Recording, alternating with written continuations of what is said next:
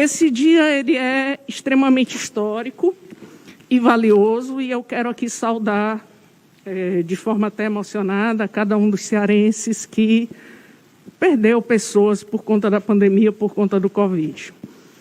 E eu quero me dirigir a cada um de vocês, porque isso que atravessou o sofrimento de cada um de nós é o grande elemento com o qual nós estamos falando aqui. Quando a gente fala, da prevenção ao suicídio, a gente imediatamente se faz uma pergunta: por que alguém pensa em morrer? A conduta suicida ela tem um contínuo da ideação, do planejamento, de atos, da tentativa até o suicídio consumado. E aí a gente se pergunta, é um dos grandes enigmas da humanidade, e como o Albert Camus, um grande filósofo, já diz, a maior questão da humanidade. Por que alguém pensa em se matar? Essa pergunta ela nos lança imediatamente ao seu par. O que sustenta a vida? O que sustenta a vida? O que faz que nós desejemos viver? O que sustenta o nosso desejo da existência? O que faz com que a gente queira acordar de manhã, todo dia, sentir o nosso coração aquecido, querer realizar projetos, nos sentirmos confortáveis conosco mesmo? Isso é o cerne da saúde mental. A saúde mental ela é um patrimônio imaterial. A gente não acessa a conta bancária e vê lá o saldo da nossa saúde mental. Não tem uma tomografia que a gente veja a nossa saúde mental, mas a nossa saúde mental ela é o patrimônio mais valioso. A nossa saúde mental ela diz da nossa capacidade de estarmos bem conosco, da nossa capacidade de amar, da nossa capacidade de trabalhar, da nossa capacidade de resolver os problemas e as adversidades da vida, da nossa capacidade de confiarmos em nós mesmos, da nossa capacidade de confiar nos outros, de pedir ajuda, de identificar o que é ruim e conseguirmos nos proteger disso, de interpretarmos adequadamente a realidade, de conseguirmos acionar o bom e o melhor dentro da gente e fora da gente. Então vejam como o que é preciso para sustentar uma sensação de conforto com a existência é complexo. Isso é um trabalho pela vida toda. Vão interagir fatores biológicos, hereditários, culturais, sociais, econômicos, das nossas relações íntimas. Nessa construção desse mundo interno, a saúde mental ela vai ser uma espécie de uma dança entre o nosso mundo interno e o mundo externo. Mas a saúde mental ela não vai se sustentar sem uma coisa valiosíssima nisso, que é o cuidado. E aí o cuidado ele não pode ser só do indivíduo.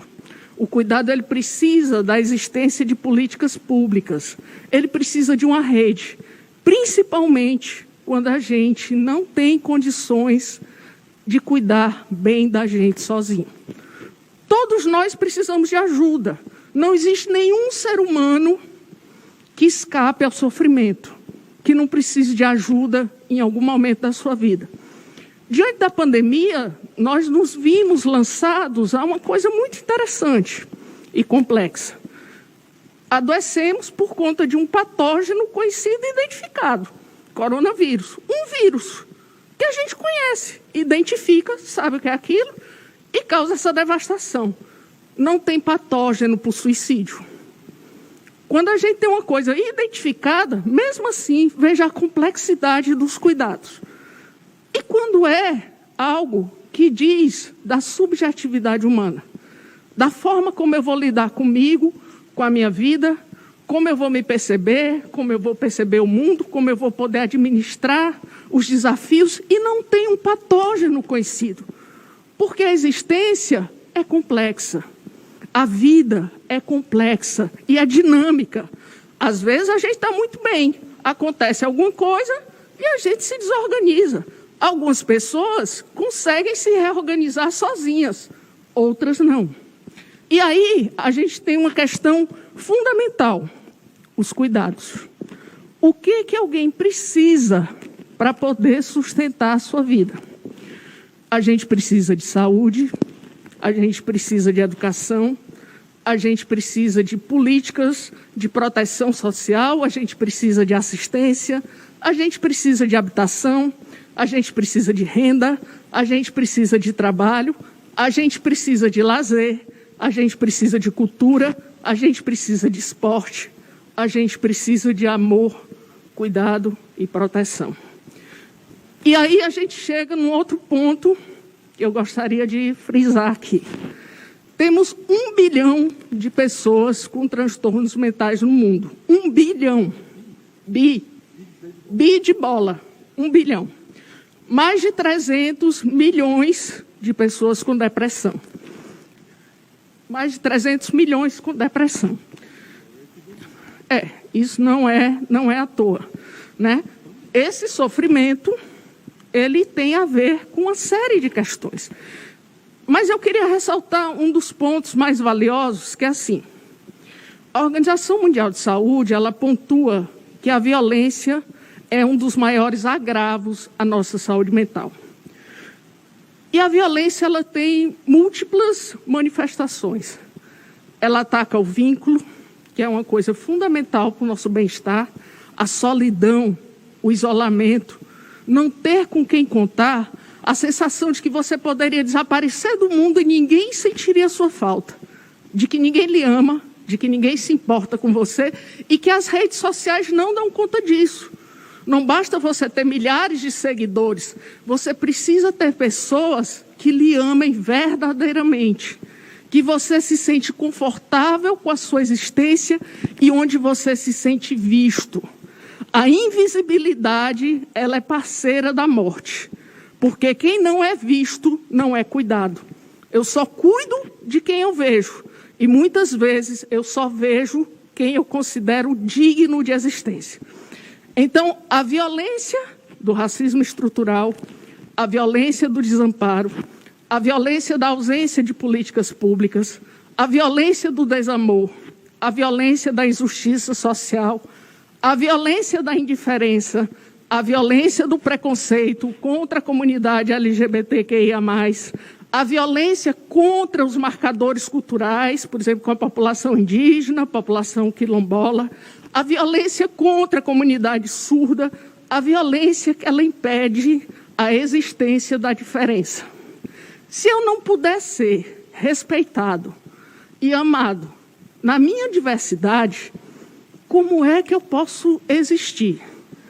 Como é que a minha vida pode ter um sentido se no meu bairro, se o meu vizinho, se meu colega de trabalho, se um estranho na rua, se os meus colegas cidadãos olham para mim e dizem que a minha existência é uma vergonha, que a sua vida deveria ser exterminada?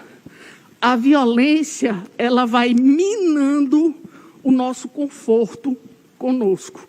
Por isso que qualquer política que valoriza a intolerância, o uso abusivo do desrespeito, o uso do aumento do porte excessivo de armas, a violência da diminuição dos direitos sociais, a violência que tira da gente o nosso vínculo com o outro e o nosso amor próprio, a violência dos relacionamentos abusivos, a violência da violência sexual, da violência doméstica, que são elementos que vão causando fraturas na sensação de pertença e de afeto, na construção dos vínculos, esses vínculos que são valiosos para a construção do nosso mundo interno. Que mundo interno é esse?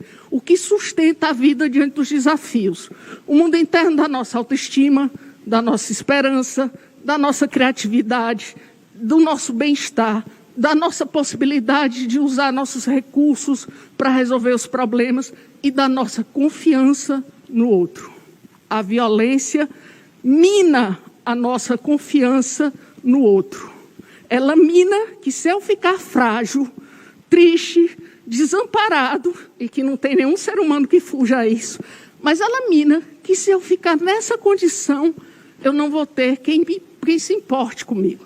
Então, num contexto de excessos, de beleza, de consumo, de excelência, de seres humanos narcísicos e onipotentes, na violência do consumo, a gente fica mais frágil, porque esse mundo interno ele vai ficando empobrecido e a gente vai perdendo a capacidade de transformar dor, angústia, sofrimento em trabalho, em arte, em criação, em produções diversas.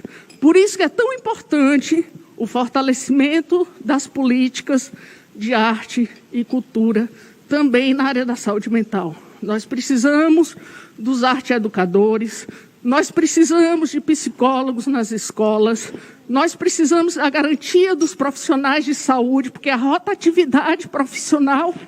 É porque eu fico aqui quase sem ar. A rotatividade profissional, ela é um ataque ao vínculo.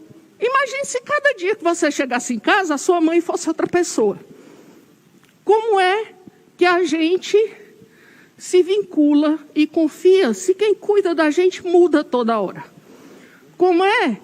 A confiança, ela é parceira da continuidade e ela é fundamental para o cuidado. Como é que eu vou cuidar? Como é que eu vou confiar em quem muda todo dia? Quando alguém pensa em se matar, é um equivalente a uma hemorragia psíquica, como se fosse um infarto. Não dá para você dizer depois. A gente precisa de trabalho com os profissionais, a gente precisa trabalhar saúde mental na escola, a gente precisa de qualificação dos profissionais da atenção básica, a gente precisa fortalecer o trabalho intersetorial. Nós precisamos de políticas públicas que valorizem a formação e a intervenção. Nós precisamos de estudos, pesquisa, fortalecimento da universidade, fortalecimento das ações da gestão, da assistência, da lei que nos proteja dessas violências terríveis e do poder público. E eu vou finalizar aqui a minha fala só deixando uma reflexão para os amigos aqui do Poder Legislativo.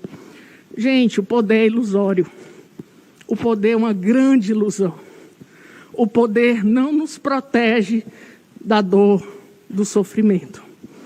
A melhor forma dessa casa trabalhar a favor da vida é o seguinte: cada lei que vocês forem votar aqui, pensem com o fundo do seu coração. Essa lei protege, cuida, eu retiro direitos e garantias das pessoas, eu vulnerabilizo populações LGBTQIA+, população negra, população quilombola, população indígena, eu protejo adolescentes, eu protejo a garantia de acesso à renda, trabalho e dignidade da vida. Cada lei que eu assino, nas canetas, nas mãos de vocês, tem uma responsabilidade incrível, porque as leis elas vão fazer a gestão do cuidado nesse Estado.